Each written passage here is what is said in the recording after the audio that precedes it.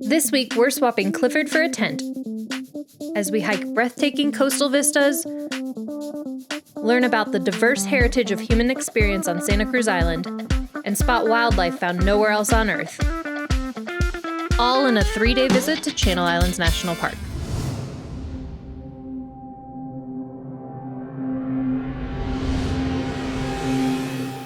Oh my god, I almost died! No.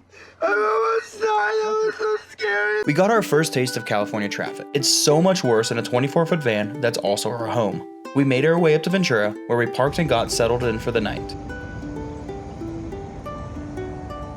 Now that's $1 million view if I've ever seen one.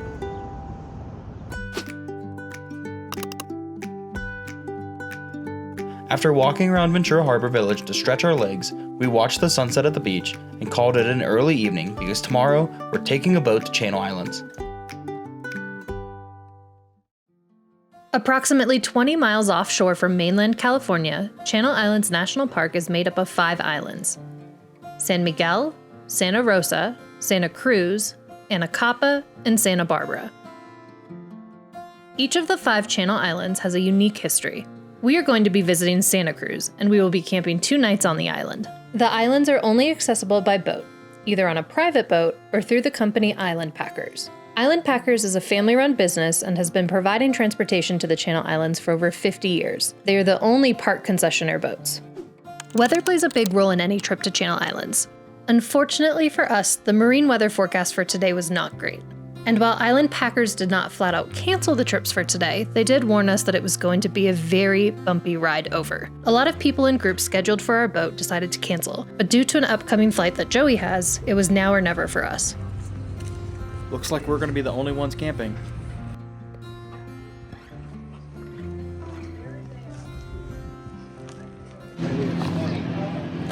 We're going on a boat. Katie's supporting the boat. It's a big boat.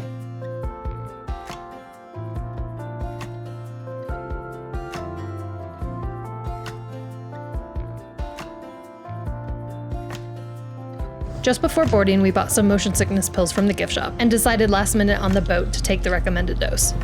Chabello. This ended up playing a large role in our trip, but I won't spoil that yet. Good morning, everybody. We'll be walking around with my shirts that say grill and burgers. Please make sure you're hanging on at all times. Also have some seasick bags and some other things to help with that, so don't hesitate to ask. The water in the harbor was misleadingly calm. At this point, we weren't too concerned about the crossing, but then we got into the open ocean. We are going to be picking up speed here real soon, so just make sure you're hanging on and enjoy the ride.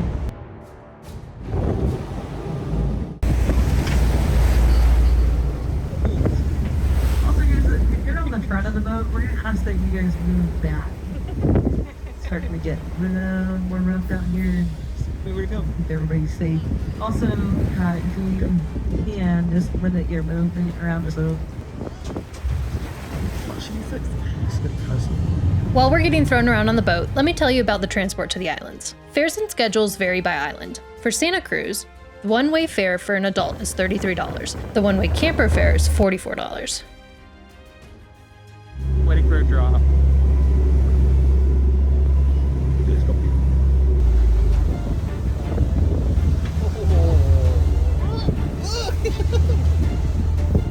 Travel time from Ventura Harbor to Santa Cruz Island on a normal, nice weather day is around an hour. 1 hour in on our trip, and we're only about halfway across.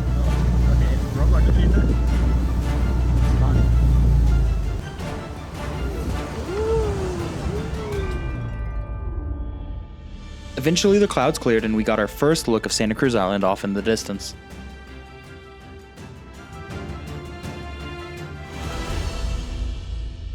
You're going to start taking a lot more spray over the top rail up here, so you will get wet if you stay up here. The Island Packers boats are equipped with bathrooms. Even though we didn't use them, it was nice to know they were there.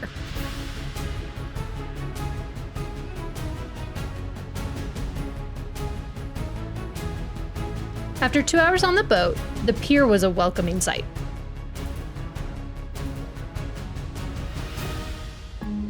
Campers, stand by. Thanks for your patience. Okay. Just just us. And we're the only one camping today.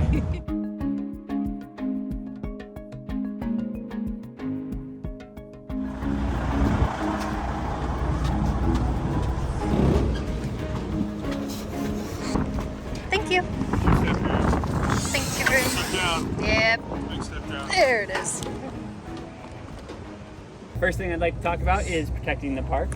Hopefully you've already heard from maybe more than one source that we have no garbage services here on the island. So it's your responsibility to take everything you generate or bring with you back to the mainland. After a brief orientation, we were free to explore the island. Our first order of business was to make the half-mile walk to Scorpion Canyon Campground to set up camp. Santa Cruz has the most campsites of all of the Channel Islands, with a total of 31 campsites at Scorpion Canyon. There are 25 individual sites and 6 group sites. Picnic tables, potable water, and pit toilets are provided. Every campsite is equipped with an animal-proof locker. This is where we have to keep anything that's basically not our tent or our blankets.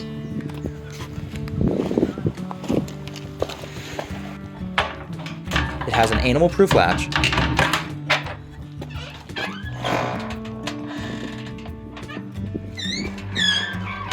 there's even a loop for a lock if we wanted to secure it from people too. Advanced camping reservations are required for all of the campgrounds. In order to reserve a site, you need to book online at recreation.gov. Each individual site is $15 per night, and group sites are $40 per night.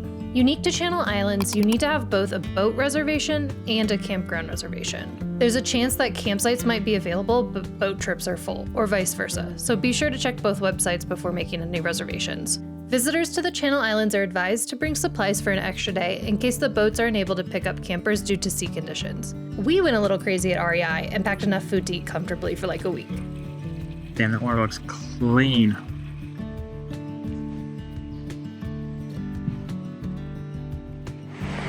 It's better than rainwater.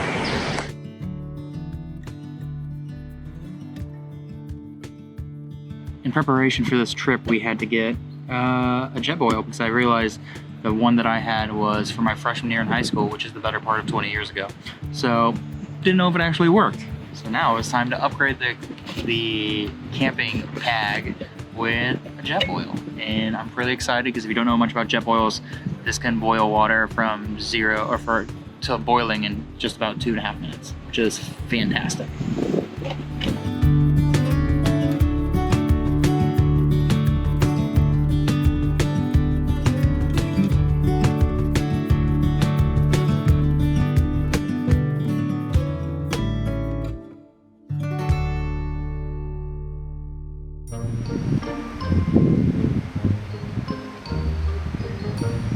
What are you doing, little foxy boy? After enjoying lunch at the campground, we set out on a hike. We're taking the North Bluff Trail 2.6 miles along the seaside cliffs out to Potato Harbor. It is considered a moderate hike, and if done counterclockwise, has a steep climb right at the start. So naturally, that's what we did.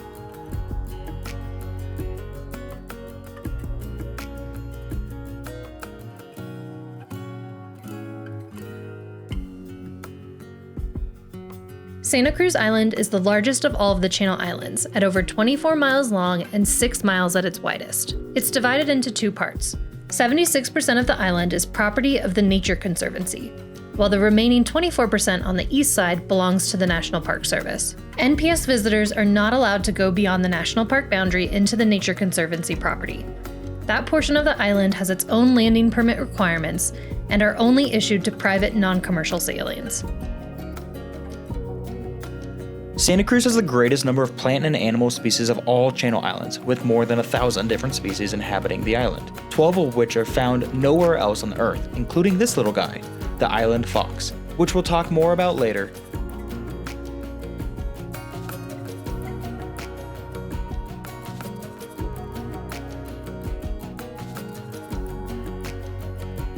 There are more than 77 miles of shoreline on Santa Cruz Island, all with magnificent coastal views.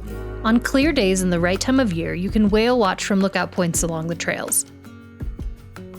There really isn't a bad view anywhere on the island.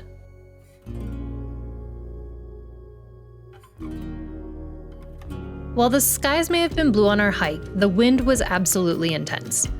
So much so that we couldn't hear anything but the wind, and couldn't really say anything on camera without blowing out the microphone.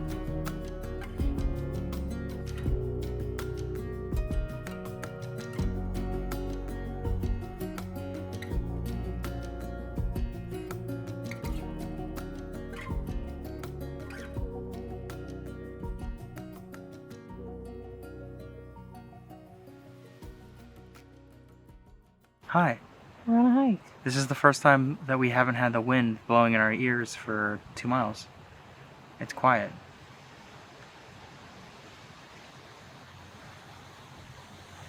Bless you.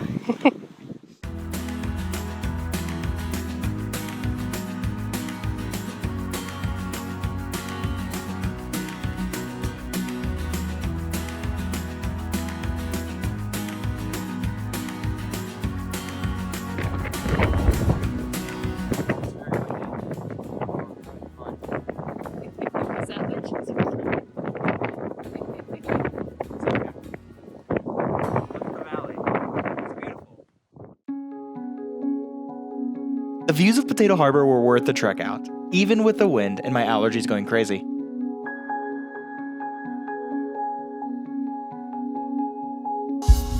It was at this point on the way back to camp that both of us started to zone out. Remember those seasick pills we took? Turns out they weren't as non-drowsy as we thought. I don't think either of us remembers the end of this hike.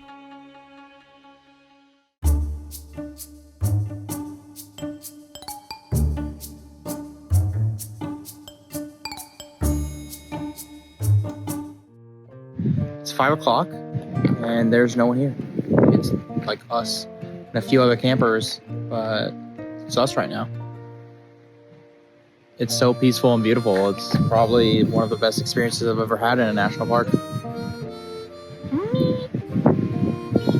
The historic Scorpion Ranch House was constructed in 1886 and rehabilitated in 2004. What once served as a home to ranch hands who tended to the livestock and fields, the ranch house is now open as a visitor center on the first floor. Inside, displays highlight the island's biodiversity and rich cultural history. The exhibits provide insight into the over 10,000 years of habitation by the native Chumash people, and over 150 years of European exploration and ranching.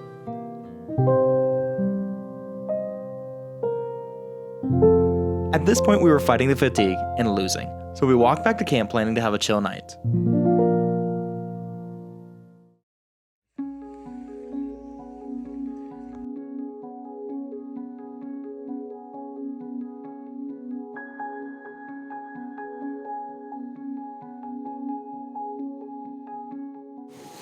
Okay, real talk. Real talk. Yesterday we went on a lovely hike to Potato Harbor. It was really windy. It was windy, but it was beautiful, so it was worth it. We get back, it's like 5 o'clock. It's windy because we've had some unfortunate weather. So we're like, oh, we'll sit in the tent, we'll play cards, we'll read books, we'll do all these things. We fell asleep. Straight asleep. Like 6:15. Oh, earlier than that. It was literally like 5:30. It is now 8:30. We just woke up. So we slept for, 15 hours straight? That wasn't the plan. That wasn't the plan at all. The plan was to wake up and do a big hike or see the sunrise or something like that. Now the plan is to drink coffee. So we're gonna make coffee.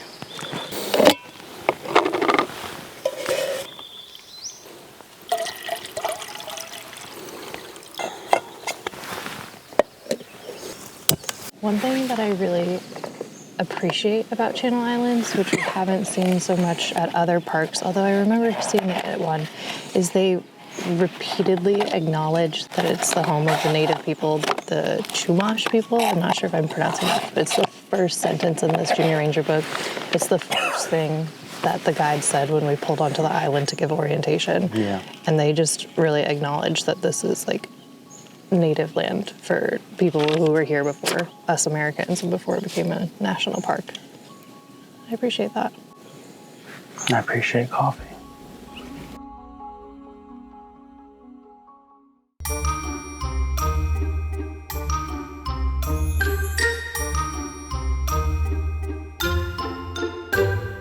You've seen these little foxes in a few clips so far.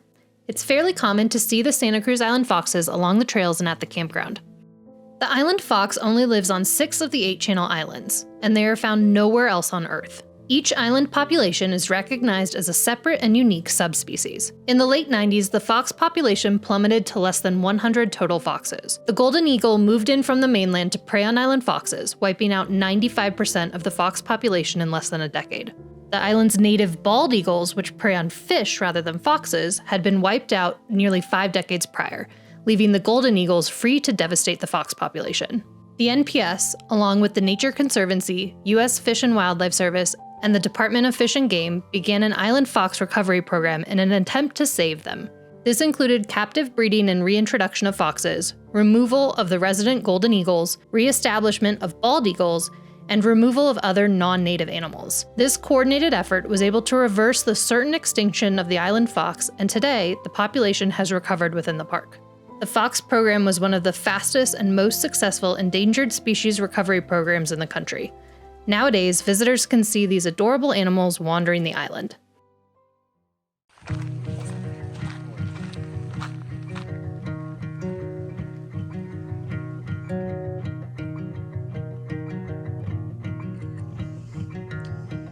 It's raining, which actually didn't really interfere with our plans anyway. We just kind of sat, had coffee, and had a really slow morning. So let the slow morning continue. So look how fluffy Katie's hair is. She's like a lion.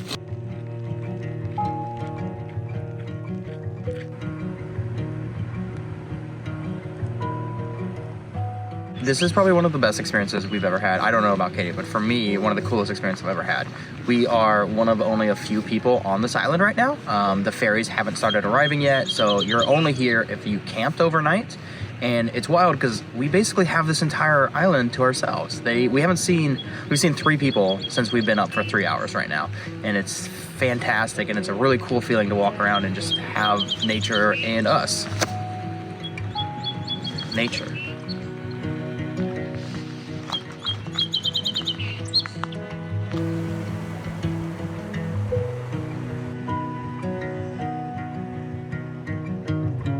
Hi, my name is Katie. I'm currently... Alright, so we walked out to the pier because this is one of the few places where we actually have a little bit of cell service, and I called Island Packers, which is the company who charters the boats to bring people out to the islands. And because of the weather, there's a chance that the boats tomorrow won't run, which would mean we'd have to spend an extra night on the island, which, although we have the food, would not be good because Joey has a flight to catch tomorrow. So I called them to see if there was any availability on the ships coming today, because they're still planning to run on schedule, and luckily they were able to fit us in. But it's something to consider if you're coming to Channel Islands, that you are in a relatively remote environment and you're at the mercy of the tides and the water and the weather and all of that. So it's a pretty big bummer that we don't get to camp another night, but I feel like it's the right choice for us to head out early while we know the boat is coming than to be stranded an extra day and Joey misses his flight and it becomes a much bigger ordeal. So we're gonna make the most of the rest of the afternoon. We have until 3:30 before the boat comes. And yeah, we're gonna probably go on a little hike. Hiking up there. But it's this very long uphill until we get up there. Yay.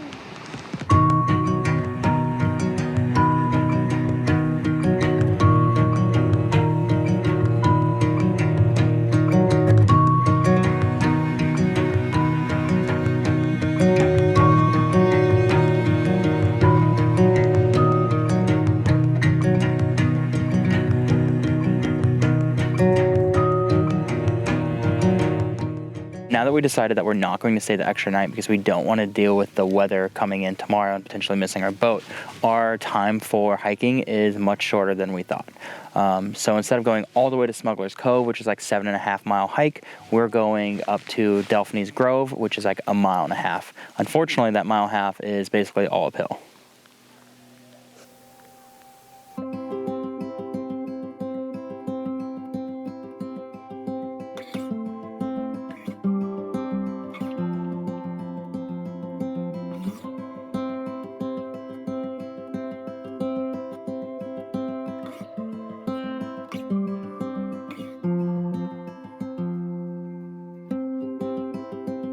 Yesterday, it took us nearly 2 hours to cross over because of how rough the ocean was. And now today, It's calm as can be.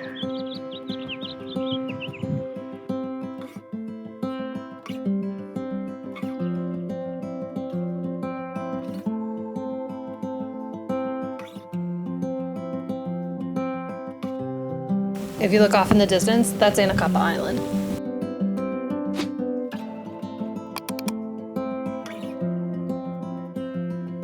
We made it about a little over a mile out up the hike. Like we said earlier, it's definitely all uphill, so it was a slow drudge. We need to get back to the tent and break it down and stuff like that, because about 2.5 hours away, our boat is going to depart, and we have to be at the dock in about an hour and a half. So we thought we'd give ourselves a little extra time, just in case.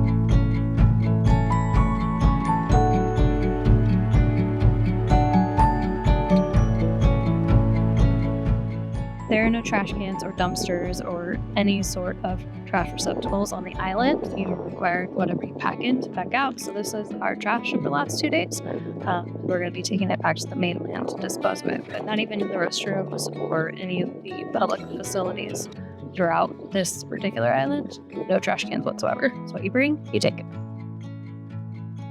After packing up camp, we made the half-mile walk to the pier with all of our stuff to wait for the boat.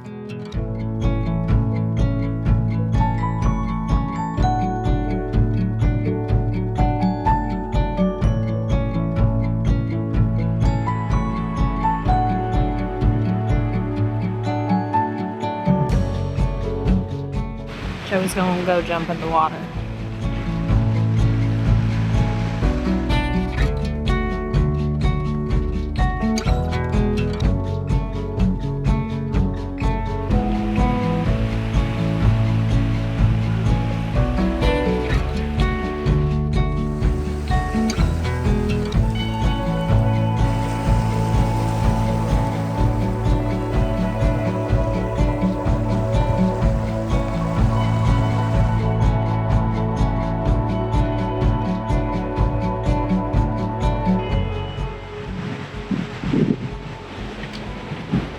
Wet. Water.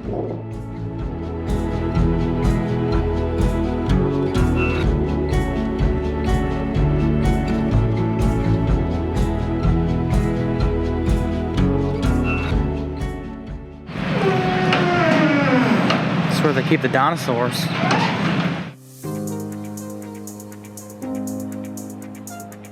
See how we do with wildlife encounters going home. The boat ride back to Ventura was so much better than the one we took over. Having fully drugged ourselves with motion sickness pills yesterday, we chose not to take them for this trip.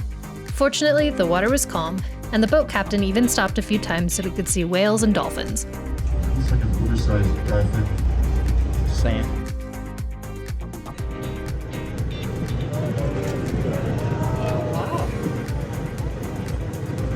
Yeah, so you can see what's kind of happening. It's just coming out right in the middle of that raft of birds.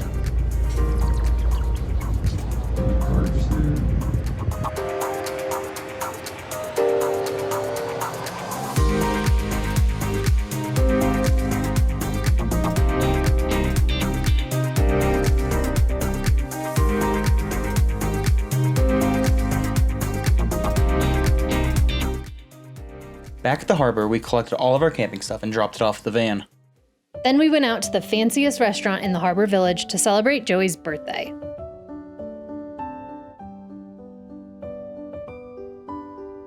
I absolutely love these salty boogers of the sea. Oh no, I got my lemon.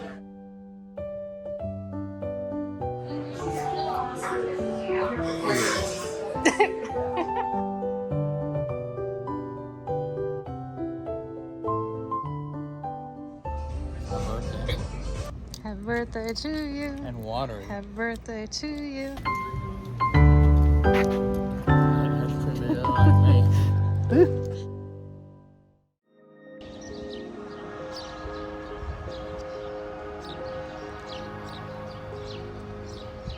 We had a slow morning in the harbor, finishing our junior ranger books and enjoying breakfast burritos and coffee. Once the visitor center located in the harbor opened, we took time to walk around the displays and learn more about the unique character of each park island. We then took our junior ranger pledge, bought some souvenirs from the park bookstore, and said goodbye to one of our favorite national parks of our trip. In case you were wondering, later in the day I did check to see if the boat we were supposed to take actually came, and it did. I guess it was just meant for Joey to have a fancy dinner instead of a backpacking meal for his birthday.